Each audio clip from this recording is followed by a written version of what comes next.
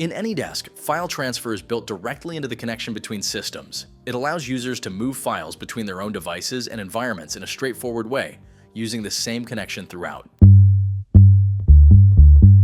There are two simple ways to do this. The first one is the classic copy and paste method.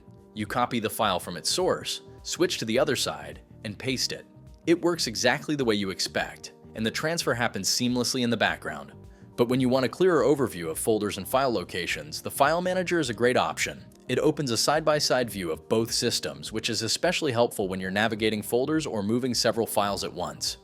You can use it while staying in the session, or open it separately through a dedicated File Manager session. File transfer will appear in the right side panel, where you can monitor the progress of the transfer in real time.